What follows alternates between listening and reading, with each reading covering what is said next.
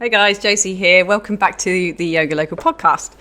I hope you've had a good week. Valentine's Day tomorrow, and we're working on this theme of love. So I thought I would ramble on today about what we've been kind of covering in class, really, and just give you a little bit more of the strategy and the why. Really important for me to get across that when and how we practice here is not a practice that's just randomly thrown together.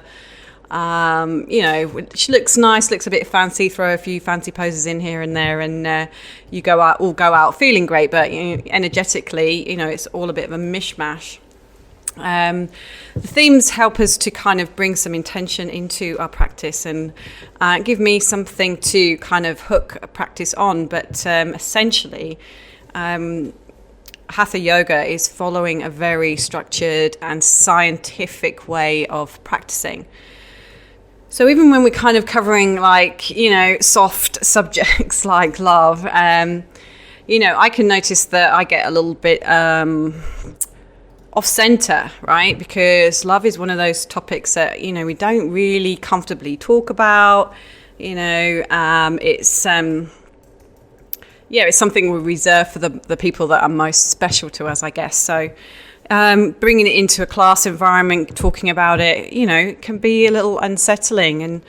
And, we have to come back to the kind of strategies that yoga provides us with to regain stability. We're always stabilizing the mind first. That's the root of our anchor practice. And so that was the strategy in Moon, in Anchor, was to start to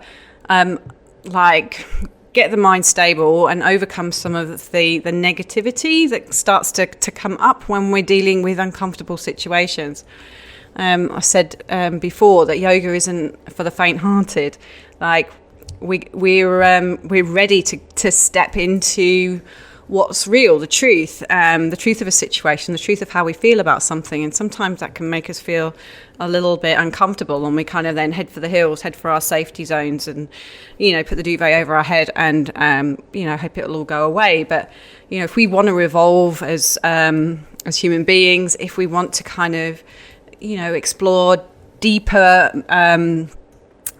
realms, the deeper teachings of yoga, then this is kind of like the work that we have to do. So in our Moon practice, in Anchor practice, we use the Om mantra to help us to overcome negativity, and using that the Sanskrit syllables of Om, which root us right back into that universal space to bring us back home to that sense of self, like a bigger expansion of who we are. And I guess when we're in that space, we're more able to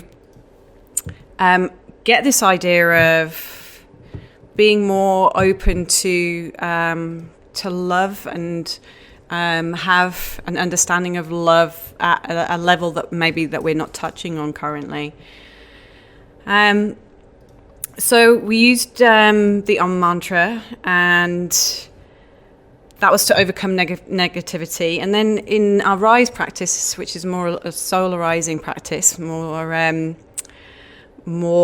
lit up, we went to the navel center. So Moon practice is mind, stabilizing the mind, and then some practice is about starting to cultivate our relationship with prana. And one of the most vibrant places for that energy is at the navel center, our Manipura chakra. It's the seat of our transformation and our courage and our will and our intention. So we went into what's called a Rudrani practice. Rudrani being the energy at the navel center that helps us to tap into our own inner will and courage. And it's a different system of breathing in this class, where we bring the forces of the moon and the sun together. The Ha being the solar force and the Tha being the lunar force. And bringing those pairs of opposites together at the navel center kind of creates a striking effect where it creates fire. And in the fire, that's when we find transformation. So, yeah, using then the fire, right? Using the fire to move past any more remnant obstacles, the density, all the stuff that just sits in the back of our mind and makes us feel less than, makes us not able to be more expansive to bigger feelings, deeper feelings, to understand others and see things from their perspective. Yoga is ultimately about power. I've talked about that in the app this week, and we can choose how to use that power. And just because yoga is about power doesn't mean that power can't be used for things other than, directing into more love, more compassion, more intentions for, doing good in the world. Equally, this is the same power can be used for destructive intent, for massaging the ego even. So we have to start to be really careful in our rise practice that as we build our relationship to prana, that we still keep the mind steady. So there's this phrase that our teacher is really keen on. It's like always take the moon with you. So in rise, it's like, yes, we're going to build our relationship to prana. We're going to start to bring these forces together, start to build more of a fiery quality and more illuminating quality that helps us move past our negativity. But always coming from that grounded place, always having that intention to direct our practice and the effects and the benefits of our practice towards things that are more of the heart, that are more devotional, more towards love, more towards service. And so our practice kind of reflects that. And as we talked about like the week before, right, if moon practice builds ojas, that quality, that essence that helps prana to flow. And if we haven't got that moon practice in place, then we might not have those necessary ojas to support our practice. So there's a lot of crafting, there's a lot of art in organizing each practice to like bring you up another stage, but also keep the moon with you, keep that stability with you. Then we can cultivate that energy through our more pranic practices and more energizing practice, and starting to create that subtle heat that can help us move past our obstacles, help us become more open, more expansive. And that's when, as a result, we open ourselves up as this vessel for letting love in and being more compassionate and doing things from a higher level than just trying to serve our ego and its desire to want certain things and not want certain other things. And then in the fire practice,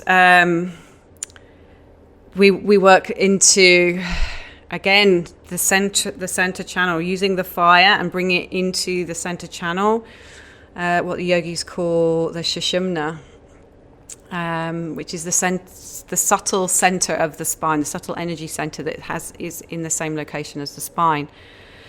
And what the practices of moon and sun have done prior to us moving into the fire is just really purify the energetic channels within us. And yogis say there's 72,000 channels of energy.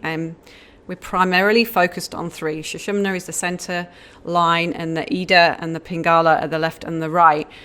Ida speaks to anchor practice, moon, lunar forces, cooling, balancing, and then the Pingala is the right side, which speaks to the more solarizing practices, the more motivational and heating practices. So get both of those balanced, and then fire practice brings things into the center line, because until we've got balance between the sun and the moon, the Sushumna channel won't open. And so stages, all right? So bringing us through very methodically, scientifically, the different practices, really paying attention to how we're managing our energy, how we're cultivating it.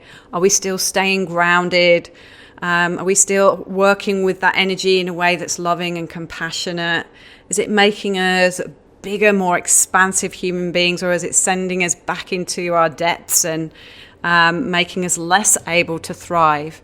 If our practice isn't making us thrive, if it's not awakening our kind of dormant potential, if it's not moving prana into the body in a way that is effective, if it's not connecting deeply to our heart, if it's not making us move more towards our true self, more towards giving us an understanding of who we are and our purpose, then what's the point, right? What's the point in the practice? And ultimately, if it's not moving us along that pathway, it's not yoga, okay? It's just postures. You're just moving your body. You may as well be just going to an exercise class and doing things physically. Yes, you'll probably get more tone muscles.